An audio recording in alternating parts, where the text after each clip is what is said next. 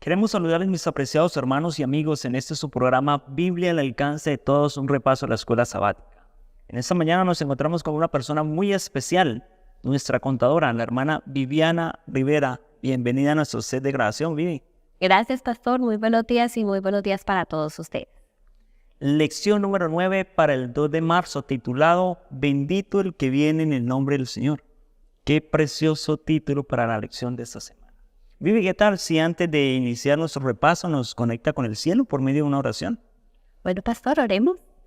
Nuestro amante Padre Celestial, en esta hora estamos agradecidos contigo por tener esa palabra fiel y verdadera en nuestras manos, porque has conectado de miles de años atrás el Antiguo Testamento con el Nuevo en el cumplimiento de las profecías, sobre todo en el cumplimiento de la profecía de nuestro amante Salvador. Permítenos, Señor, entender claramente cuál es tu voluntad, cuál es tu mensaje y que ese mensaje transforme nuestras vidas en esta hora, en el nombre de Jesús. Amén. Apreciada Vivi, en 150 salmos que se lograron canonizar hay muchos tópicos. Por ejemplo, hay salmos que presentan a Dios como un guerrero que defiende a su pueblo. Hay salmos que presentan la inconformidad incluso del salmista hacia una situación sociocultural que se estaba presentando.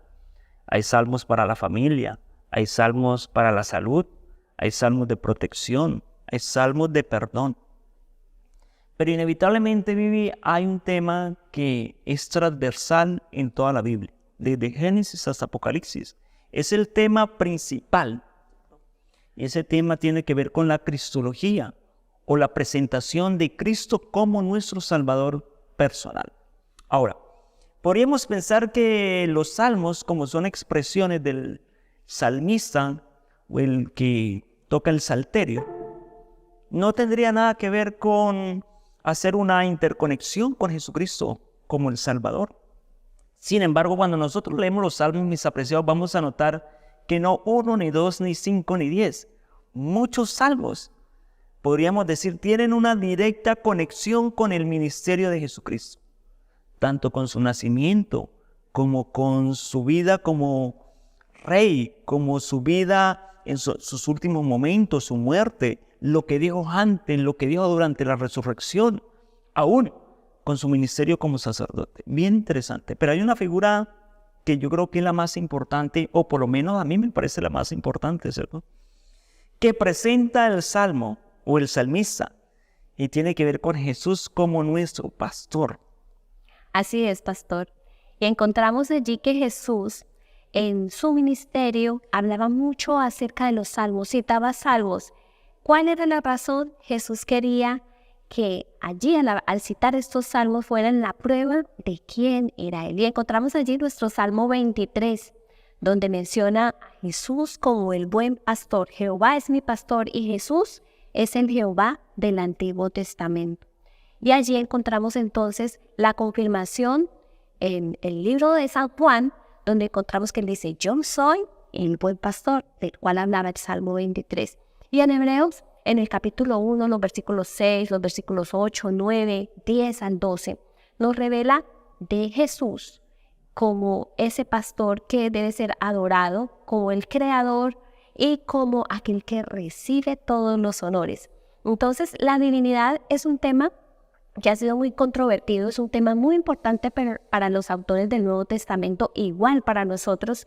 Y allí donde dice que Jehová es mi pastor, esa imagen de ese pastor que sustenta, que cuida sus ovejas, ese pastor que está muy cerca de ellas y que tiene no un cuidado general, es un cuidado individual. A cada una les tiene su nombre. Y vemos allí también el Salmo 100, versículo 3, que dice, allí pueblo suyo somos y ovejas de su prado. Ese pastor es dueño de sus ovejas, no solamente es un cuidador. Así que ese cuidador es un sustentador, pero un sustentador eterno. En el tiempo antiguo, los reyes eran considerados pastores del pueblo. Entonces, cuando se refiere a los pastores que no cuidaron bien el rebaño, se está refiriendo a los reyes. Lo podemos ver allí en 2 de Samuel, el capítulo 5, el versículo 2, refiriéndose a Saúl, que dice, tú apacentarás este pueblo. Y nosotros tenemos entonces ese pastor, ese rey que tiene un título que solo lo merece él porque él sí fue un buen rey, un buen pastor. En Juan capítulo 10, versículos del 11 al 15, él dice, yo soy el buen pastor. Y el buen pastor da la vida por sus ovejas. Le importan sus ovejas, las conoce, tanto que si están todas revueltas en diferentes rediles, a la voz de ese pastor, todas empiezan a organizarse, a ir tras ese buen pastor.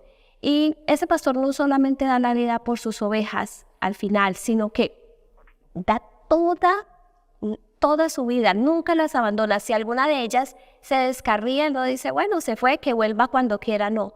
El pastor va y la busca, así esté descarriada, así esté portándose mal y esté perdida. Ese buen pastor también sabe que tiene ovejas suyas en otros rediles y las está llamando a venir. Y esas ovejas van a venir, pastor, no nos vamos a preocupar porque las ovejas conocen, conocen su voz. Estas verdades son tan importantes contemplarlas e interiorizarlas en nuestras vidas porque van a transformar nuestro corazón.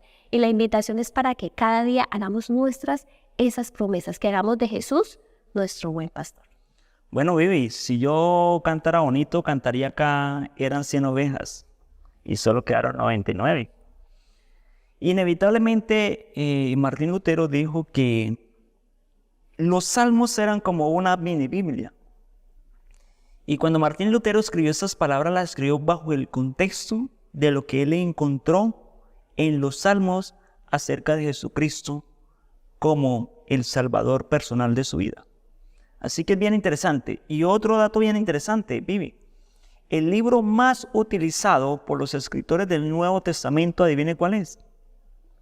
El de los Salmos, ¿cierto?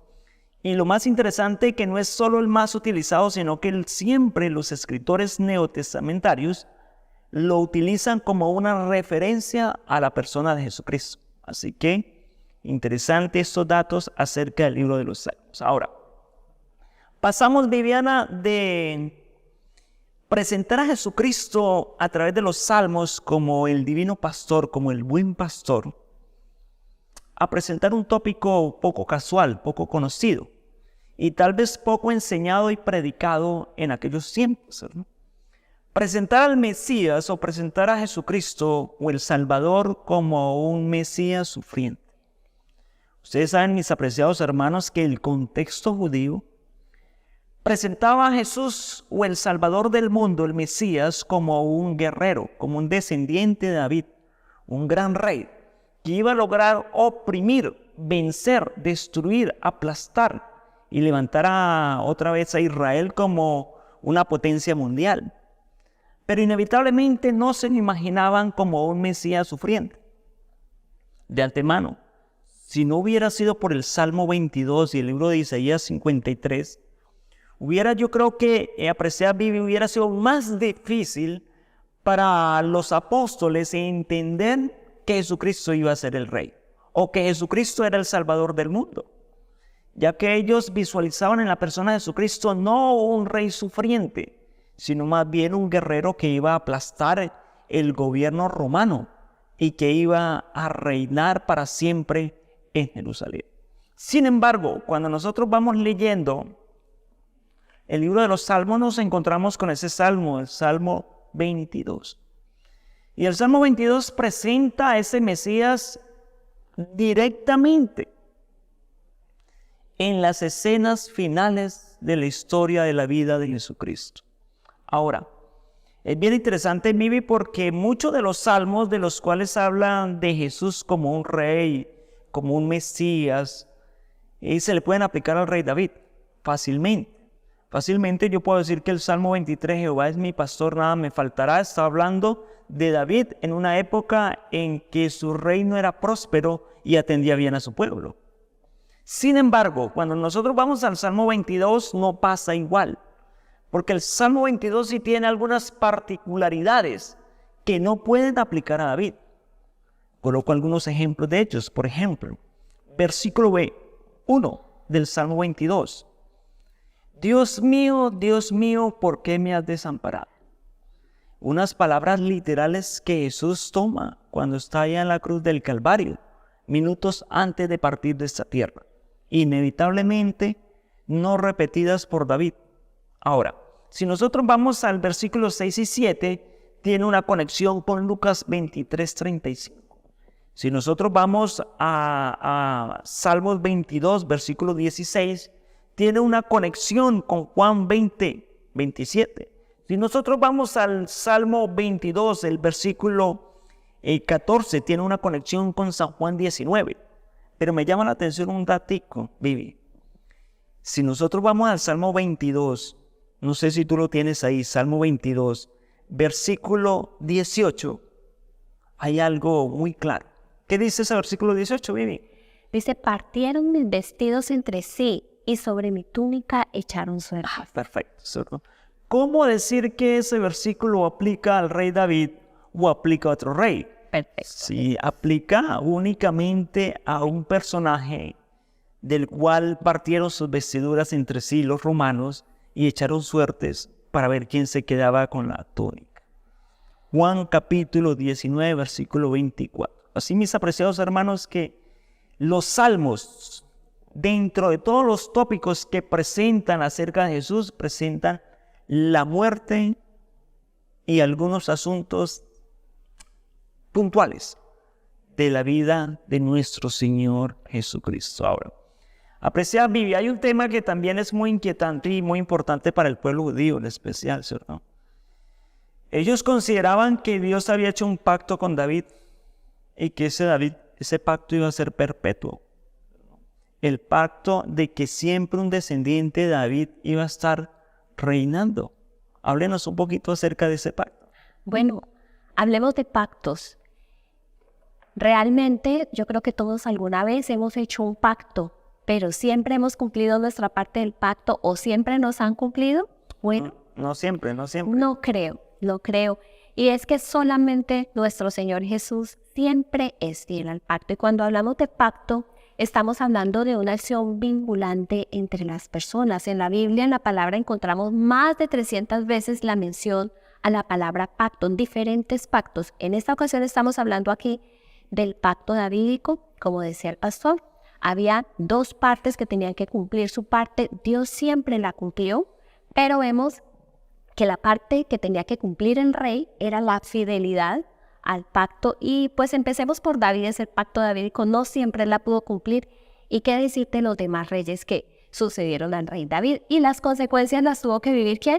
El pueblo, porque el cumplimiento del pacto tenía unas consecuencias.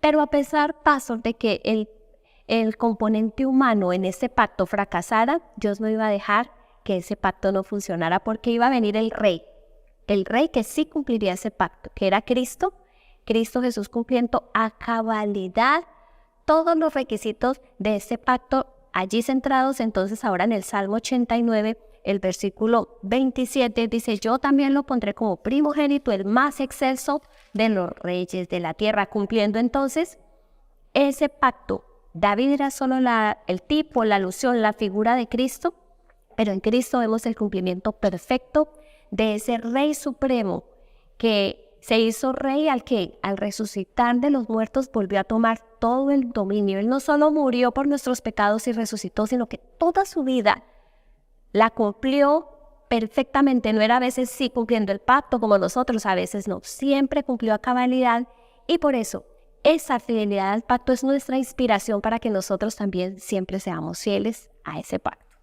Vivi, ¿usted alguna vez ha quebrado un pacto? Claro. Yo me alcanzo a acordar que cuando éramos más jóvenes y terminamos nuestro bachillerato, hicimos un pacto con los compañeros de salón, que nos íbamos a reunir una vez cada año. Y bueno, ese pacto yo creo que es el pacto que siempre incumple. Nunca nos hemos podido reunir. Ahora, es bien interesante, Vivi, que hablando de pactos, existían tres tipos de pactos. El pacto entre iguales, el pacto entre un rey y un vasallo, ¿cierto? Y un tercer tipo de pacto que se le conoce como un pacto especial. Pero de quien venía a la mente, quien iba a pactar era siempre el superior. Y quien podía quebrar el pacto, cambiar las leyes del pacto, las reglas del pacto, era el superior. Sin embargo, en esta historia del pacto del Dios con nosotros es todo lo contrario, ¿no? El pacto nace en Dios, pero quien incumple la parte del pacto casi siempre somos los seres humanos. Pero Dios siempre se mantiene fiel al pacto, fiel a su promesa.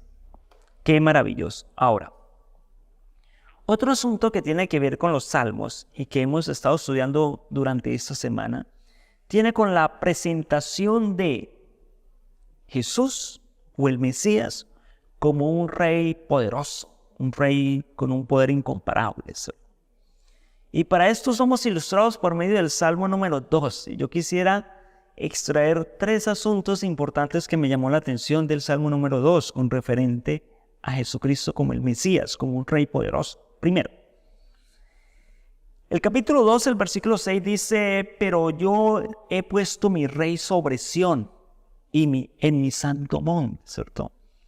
Bueno, déjame decirle, Vivi, que hay una costumbre que ha perdurado aún en la actualidad, y es que cuando van a coronar a un rey lo hacen en un templo. No sé si todavía has visualizado cuando coronaron al rey, ahora el Carlos, ¿cierto? Ahí en la iglesia de Wittenberg, la capilla.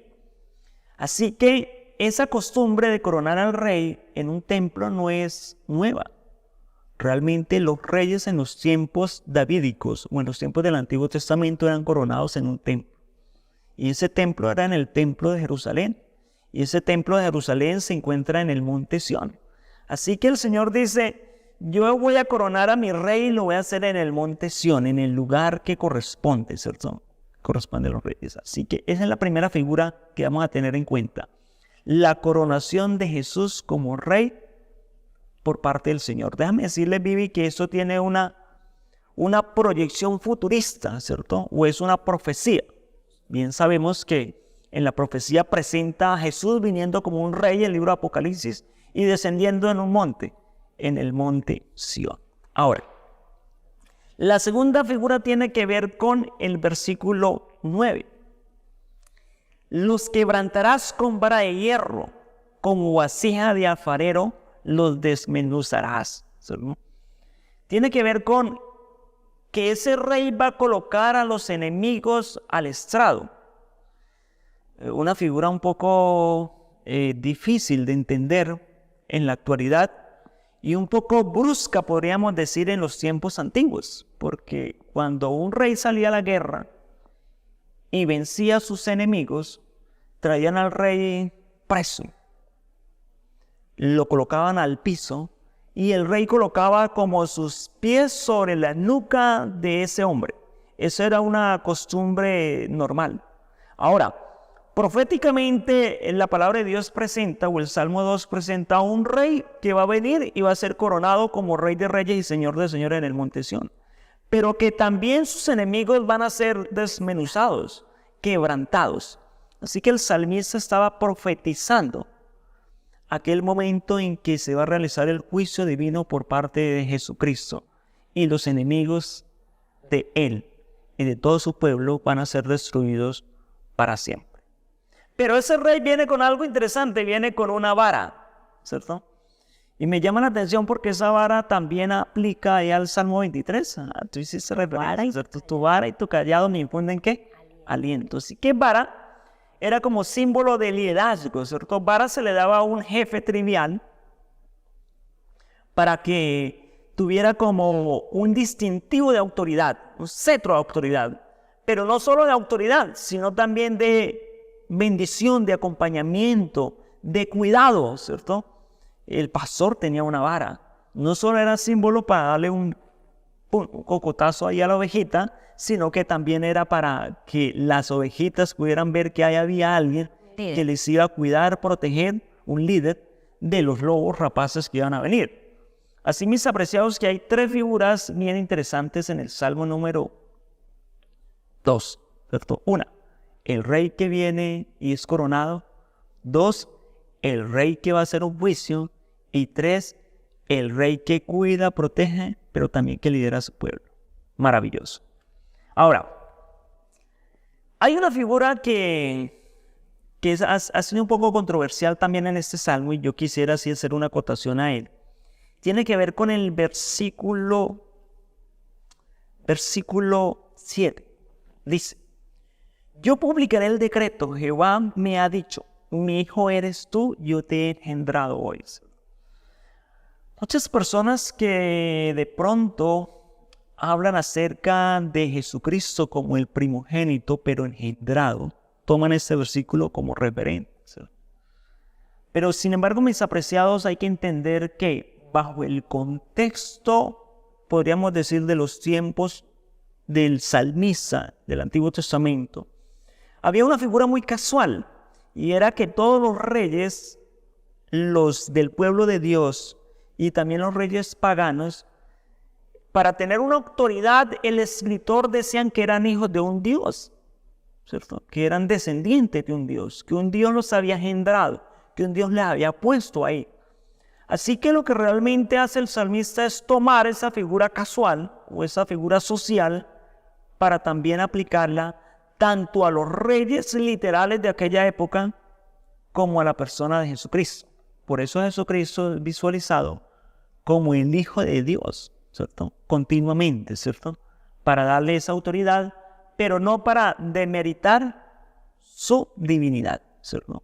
Porque es muy clara la divinidad a través de todas las Sagradas Escrituras. Ahora, Vivi, el jueves tenía un tópico muy interesante porque presenta a Jesucristo como sacerdote, y cuando uno piensa a Jesús como sacerdote o como sumo sacerdote, automáticamente se le viene a la mente que tenía que ser parte de una tribu, es cierto, de una línea de descendientes, pero Jesús no hace parte de esa línea de descendientes. Háblame un poquito de eso. Bueno, sí, encontramos aquí según el orden de Melquisedec, y Melquisedec estaba mucho más atrás de las tribus de Leví. Exactamente encontramos allí en el Salmo 110:4, donde dice, tú eres sacerdote para siempre según el orden de Melquisedec. Y allí contrastamos con Hebreos 6, del 18 hasta el 20, y encontramos a Melquisedec como un tipo también o como una figura de Cristo. El Salmo 110, del 1 al 3, describe a Cristo Jesús como de la realeza eterna, y se introduce un elemento adicional, porque en los tiempos antiguos el rey no podía ser sacerdote, y miremos allá el rey que quiso ser sacerdote, ¿qué le pasó? Pero en el caso de nuestro Señor Jesús, así como es juez y abogado, en este caso es rey, también sacerdote, y este título que se le da en un sacerdocio superior. ¿Por qué en un sacerdocio superior? Porque se produce según un juramento de Dios y no de hombres. Porque Él reina en un templo que no es un templo temporal o destructible, sino que está ¿en qué? En el santuario celestial. Porque Él no es vencido por la muerte. Los sacerdotes aquí morían. Es un sacerdote eterno.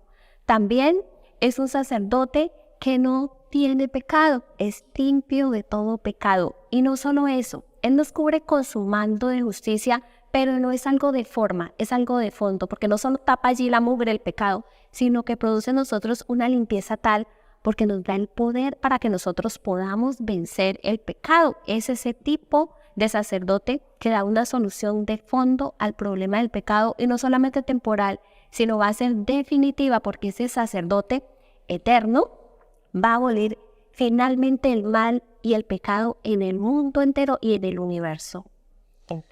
Yo creo que la particularidad, Vivi, de Jesús como sacerdote tenía que irse a un sacerdocio especial, porque Él iba a ser un sacerdote especial, tú lo dices, ¿cierto?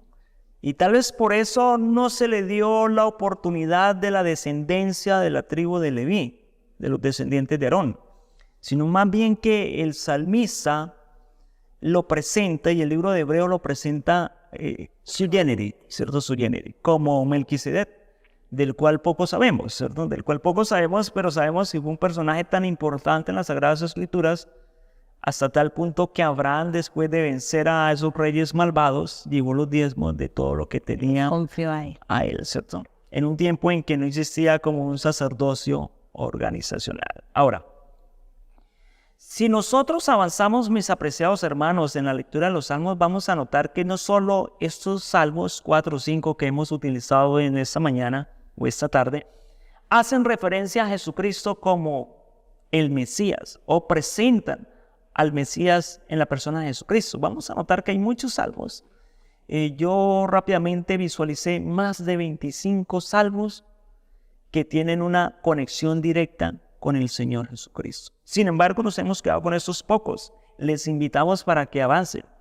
Ahora, lo que hemos hablado tiene que ver más con asuntos teológicos. Yo siempre digo que la lección nos regala muchos daticos. Cuando yo la escuchaba a Vivi, a usted, se me vinieron a la mente 2 datos y capturé 2 datos ahí. Dije, voy a anotarlos aquí en mi agenda para tenerlos pendientes de tu estudio personal. Así, mis apreciados, que no queremos solo quedarnos con datos que son importantes. Yo me quedé con 2 datos interesantes, pero queremos quedarnos con algunos asuntos prácticos, ¿cierto? Una persona que nos está viendo en esta mañana o que nos está viendo por la tarde o por la noche y dice, bueno, ¿cómo yo aplico algo de esos salmos a mi vida? ¿En qué nos puede servir, Vivi? Bueno, algo especial en el estudio de esta lección es que estudiar esta profecía mesiánica que anunciaba bendito aquel que viene en el nombre del Señor de una manera tan exacta, porque vemos allí como comparando el Salterio con el Nuevo Testamento, observamos datos de la persona de Cristo, pero también de su carácter que se cumplieron de forma tan exacta. Sencillamente, ¿cómo es posible que en un ser humano se puedan cumplir tantas profecías a la vez? Entonces, esto nos confirma el origen divino de la Sagrada Escritura. Esto nos confirma la unidad de la palabra y nos hace sentir, pastor, en mi caso, una confianza infalible en la palabra de Dios. Entonces, así como la palabra de Dios es la obra maestra jamás escrita en toda la historia de la humanidad, porque su cumplimiento es perfecto en nuestro Mesías, Cristo Jesús. Bueno, ese argumento que presentas es un argumento muy racional, ¿cierto? Yo sé que eres contadora, así que me llama la atención, ¿cierto? La confiabilidad y la veracidad de las Sagradas Escrituras al haber salmos escritos 600 años antes de que el Mesías viniera.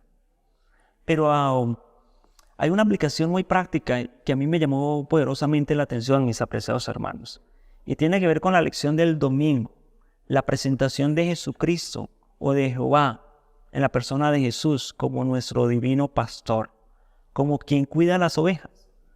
La forma como el salmista pudo decir que en los momentos buenos de su vida el Señor era su pastor, pero que también en los momentos difíciles de la vida el Señor iba a seguir siendo su pastor, que aún en el valle de la muerte el Señor iba siendo su pastor, y que si estaba pasando por un momento de angustia y de preocupación, ahí estaba el Señor cuidando.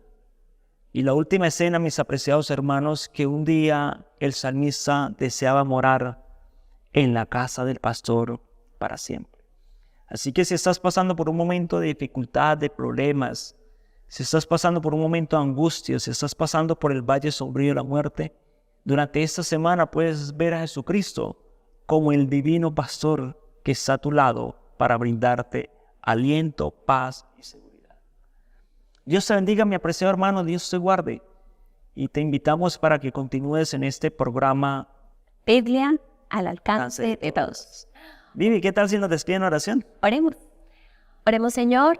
Tu fidelidad es grande e inquebrantable. Tu pacto, Señor, es perfecto y eterno. Y también tu palabra es fiel y verdadera. Queremos, Señor, como miembros también de este pacto, cumplirlo a cabalidad como tú lo has hecho. Señor, danos esa fuerza para hacerlo según el ejemplo perfecto de nuestro Señor Jesús. Lo suplicamos en el nombre de quien está sobre todo nombre, nuestro maravilloso Salvador, Cristo Jesús. Amén.